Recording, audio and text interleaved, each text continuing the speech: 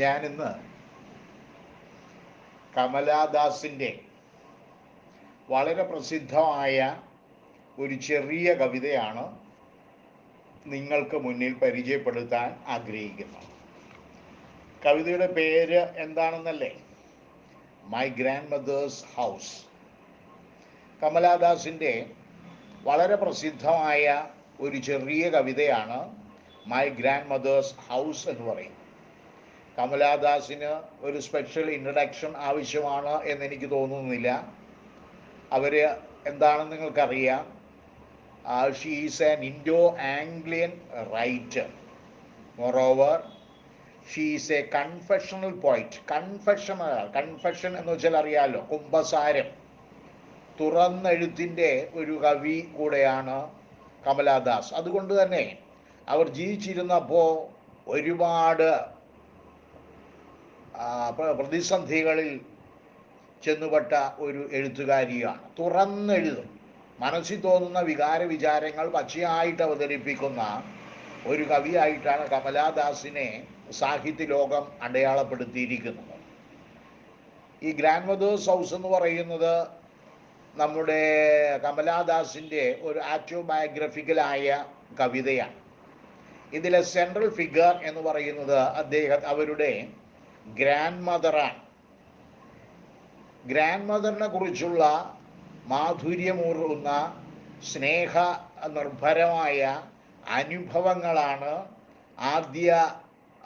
കവിതയുടെ ആദ്യ ഭാഗത്ത് അവർ കൂട്ടിച്ചേർന്നിരിക്കുന്നത്. അതിനുശേഷം വരുന്ന ഭാഗത്താണെങ്കിൽ ഗ്രാൻഡ് മദറിനെ വളരെ ചെറുപ്പത്തിലേ നഷ്ടപ്പെട്ടു പോയ നമ്മുടെ കമലാദാസ് പിൽക്കാലത്ത് ഭർത്താവിനോടൊപ്പം നഗരത്തിൽ ചെന്ന് താമസിക്കുന്ന സമയത്ത് അവർക്ക് വല്ലാത്ത ഏകാന്തതയും മുഷിപ്പും ഒക്കെ അനുഭവപ്പെടുന്ന സമയത്ത് അവരുടെ ചിന്തകൾ പലപ്പോഴും മലബാറിലെ നാലപ്പാട്ട് ഹൗസിലേക്ക് മടങ്ങി വരാറുണ്ട് എന്നാണ് പറയുന്നത്. അപ്പോൾ ഇനി നമുക്ക് കവിതയിലേക്ക് പ്രവേശിക്കാം. ഒരു ചെറിയ കവിതയാണ് എന്ന് ഞാൻ ആമുഖമായി സൂചിപ്പിച്ചു. ഒന്ന് രണ്ട് വരികൾ ഞാൻ ആദ്യം വായിക്കാം. കവിത ആരംഭിക്കുന്ന ഇങ്ങനെയാണ്: There is a house now far away where once I received love. There is a house now far away where once I received love. Nalappat ഹൗസിനെ കുറിച്ചാണ് പറയുന്നത്. നാലപ്പാട്ട് ഹൗസിൽ ഒരു കാലത്ത് എനിക്ക് സ്നേഹം വാരിക്കോരി ലഭിച്ചിരുന്നു. My grandmother was there. She gave me love and affection. She loved me very much. ആ വീടിനെ കുറിച്ച് പറയുക, നാലപ്പാട്ട് ഹൗസിനെ കുറിച്ച് പറയുക. മലബാറിലെ നാലപ്പാട്ട് ഹൗസിൽ ചെറുപ്പകാലം, കമലാദാസിൻ്റെ ചെറുപ്പകാലം അവർ അവരുടെ അമ്മൂമ്മയുമായിട്ടാണ് ചിലവഴിച്ചത്. അവിടെ വളരെ സന്തോഷകരമായ ദിവസങ്ങളായിരുന്നു എന്ന് കമലാദാസ് ഓർമ്മിക്കുകയാണ്. That woman died. ഏതാ? കമലാദാസിൻ്റെ grand mother died. She is no more. The house withdrew in to silence. നമുക്കറിയാമല്ലോ, ഒരു വീട്ടിൽ സ്ഥിരതാമസം ഇല്ലാതെ ഒരാഴ്ച ഒരു മാസം കഴിയുമ്പോൾ ആ വീടിൻ്റെ അവസ്ഥയ്ക്കുണ്ടാകുന്ന മാറ്റം, പിന്നെ അതായത് വൃത്തിയായി സൂക്ഷിക്കാൻ കഴിയില്ല, ഒരുപാട് പ്രയാസങ്ങൾ, പിന്നെ ചെടികളുടെ ഇലകളും കാര്യങ്ങളൊക്കെ വീണ് വല്ലാതെ വൃത്തികേടാകുന്ന സാഹചര്യം. ഇപ്പോൾ വർഷങ്ങളായിരിക്കുക ഈ നാലപ്പാട്ട് ഹൗസ് വിജനമായിട്ട്. Nobody is there, everybody has gone. അപ്പോൾ ആ വീട് പിന്നെ ഒറ്റപ്പെട്ടു എന്നാണ് പറയുന്നത്. എങ്ങും കടുത്ത നിശബ്ദത, silence. Snakes moved among books. പുസ്തകങ്ങൾക്കിടയിലൂടെ ഈ നാലപ്പാട്ട് ഹൗസിലെ നല്ലൊരു ലൈബ്രറി ഉണ്ട്. Grand mother use to read so many books. She had a very good library. She was an voracious reader. നല്ല വായനക്കാരിയായിരുന്നു, നല്ല ബുദ്ധിയുള്ള സ്ത്രീയായിരുന്നു ഗ്രാൻഡ് മദർ. ഒരുപാട് നല്ല നല്ല കഥകൾ അതായത് പിന്നെ കമലാദാസിന് പറഞ്ഞു കൊടുക്കാറുണ്ടായിരുന്നു. ആ ലൈബ്രറിയെ കുറിച്ച് പറയുക. ഇപ്പം അവിടെ ആരുമില്ല. ആ ലൈബ്രറിയിലെ സന്ദർശകൻ എന്ന് പറയുന്നത് പാമ്പുകളാണ്. അപ്പോൾ പാമ്പുകൾ വന്നു പോകും എന്നുള്ള മീനിങ് നമ്മൾ എടുക്കണ്ട. അതായത് അവിടെ സന്ദർശിക്കുവാനോ ഈ പുസ്തകങ്ങളെ സൂക്ഷിക്കാനോ ഒന്നും ആളില്ല എന്നാണ് പറയുന്നത്.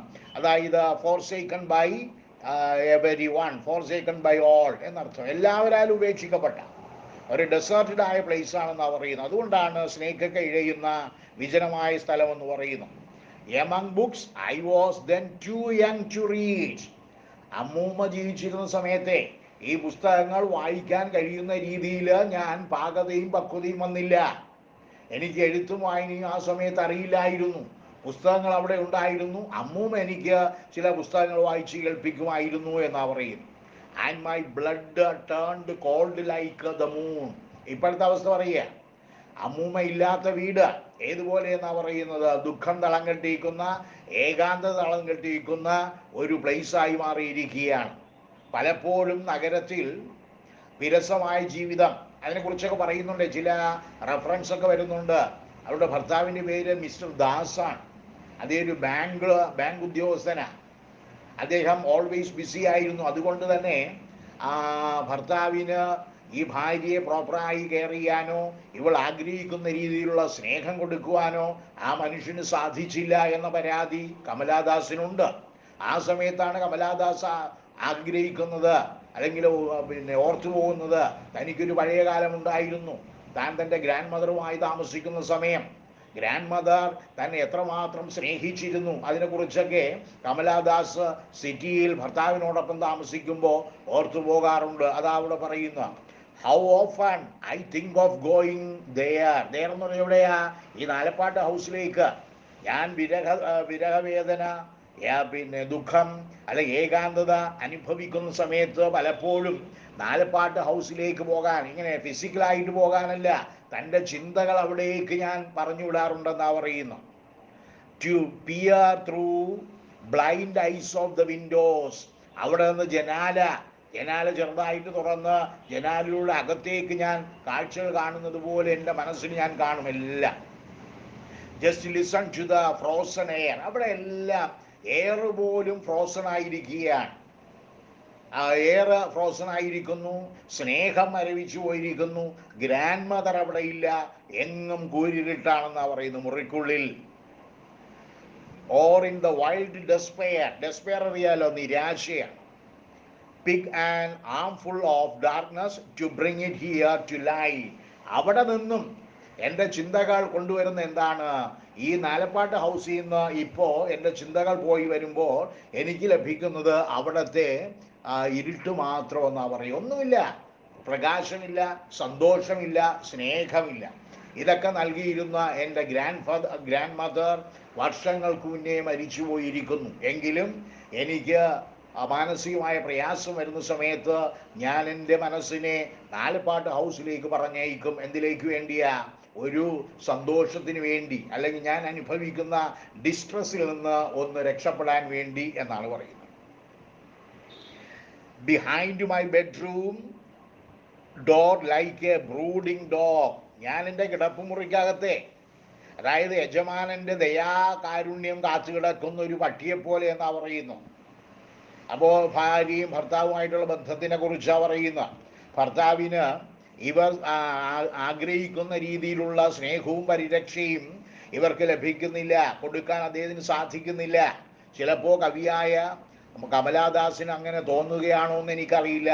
മിസ്റ്റർ ദാസ് എന്ന് പറയുന്ന വളരെ ബിസിയായ മനുഷ്യന് കമലാദാസിനോട് അവർ ആഗ്രഹിക്കുന്ന രീതിയിലുള്ള കമ്പാഷനോ അഫക്ഷനോ ലവോ നൽകാൻ കഴിയുന്നില്ല എന്നുകൊണ്ടാണ് പറയുന്നത്. ഞാൻ എപ്പോഴും സ്നേഹം, യജമാനൻ്റെ സ്നേഹം കാത്തുകിടക്കുന്ന ഒരു പട്ടിയെപ്പോലെ ബെഡ്റൂമിൽ തൻ്റെ ഭർത്താവിനെയും പ്രതീക്ഷിച്ച് നിൽക്കാറുണ്ട് എന്നാണ് പറയുന്നത്. You cannot believe darling, can you? എൻ്റെ അവസ്ഥ നിങ്ങൾക്ക് ചിന്തിക്കാൻ പോലും കഴിയില്ല. That I lived in such A house. വീണ്ടും പഴയ റെമിനിസൻസിലേക്ക് പോവുകയാണ് കേട്ടോ. ആ പഴയകാല സ്മരണകളെ വറക്കുകയാണ്.